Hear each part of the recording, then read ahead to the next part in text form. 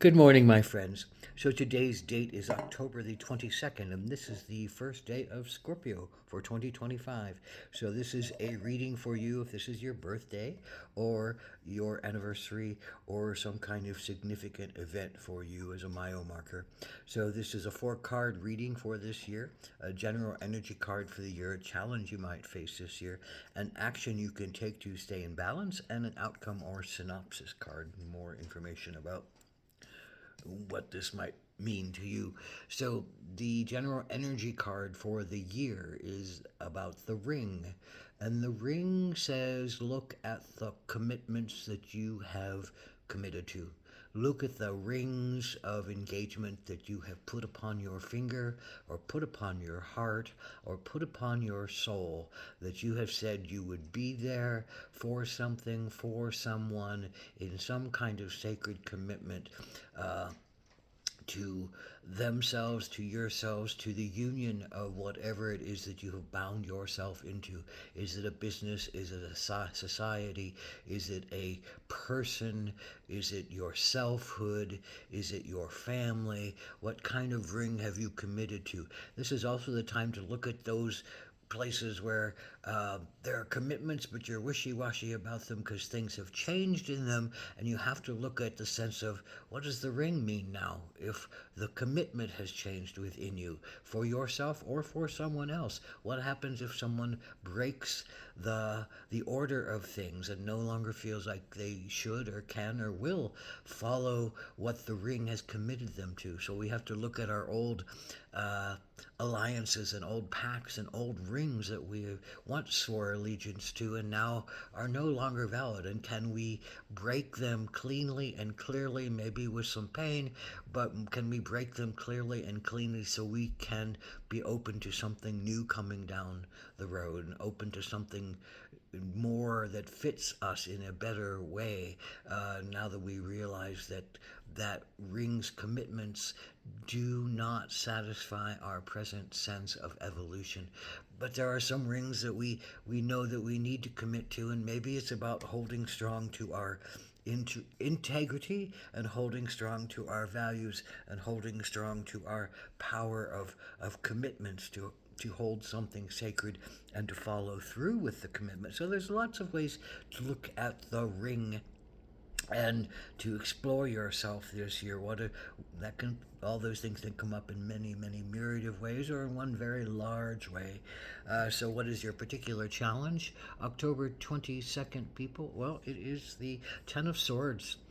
And the Ten of Swords is often about feeling a sense of oppression, feeling a sense of uh, swords are words, swords are judgments. So your judgments or other people's judgments are pointedly stabbing you on some level. Something is making you feel anxious and hurt and wounded and fearful and a choice feels like it needs to be made. A 10 is about choices.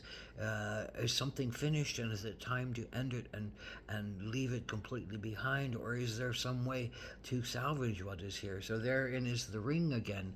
What have you something that you commit to this year feels like it is a challenge for you and that it might be a true time to end it because it is oppressing you. This card is in another deck is depicted as Athenian warrior women, Amazon warrior women leaping off a cliff into the ocean because there's an invading army that's coming that's going to run them over, possibly rape them, but kill them. So the choice for them becomes I will die by my own will and not by someone else's will. I will take my own life before someone else takes my life. So that is kind of the energy of your challenge this year is to face, I think, a fact that something is no longer serving you. Something is really weighing down your mind, your sense of anxiety, possibly depression, of inability to move against the flow, of inability to bring the right thoughts to bear to make a change in some kind of situation that you once, I think, believed you had power to work with, and power to be true to, and power to hold yourself against someone else's power or with someone else's power. But something is now pushing at you. Someone is pushing you, an organization, a world, uh, a lover, a family, even yourself. Are you totally split about what to do? And ultimately, this is about you feeling split about what to do. Do you stay and try to work through something, or do you face the fact that on some level you're going to die? Maybe mentally, if you stay with this, and it's better, and it's better quite possibly to leap to your own death. Take your own control of the situation before someone else takes control of the situation for you. There's that much pressure that seems to be building this year in some form or another. So, what is the action you need to take? Well, it's to become the wolf, to listen to the wolf. The wolf is the wise teacher. The wolf is the baying at the moon, which means listening to one's intuition, seeing things through not only direct light of a sun, but through the reflected light of the moon, which comes off of emotions. So the wolf is a great healer of one's emotional pain and one's emotional stagnations and one's emotional fears and guilts and shames, and the wolf does the work to heal themselves and then brings that light out into the day to teach the others. The wolf is the hermit in some ways, but it's more than that. It's the teacher who understands that to look at themselves, to be quiet in themselves, to look at themselves, and to find their wisdom and their way is to then bring that energy back out to help others in their family, in their tribe, in their clan. So this is about you, I think, not only finding a new path, a new light, a new way, but it's about you authentically speaking your truth and baying it at the moon, baying it to someone's emotions rather than trying to talk to them on a mental level, although you're fully capable of talking them to on a mental level to someone and possibly changing one's mind, but more than likely just being able to state your emotions, state what is happening to you on an emotional level in some kind of situation. Mentally, you understand you can't push through it anymore, but emotionally you need to stand up and you need to take your power, take your authenticity, speak the wisdom of your emotions, the wisdom of your heart, and the wisdom of your compassion.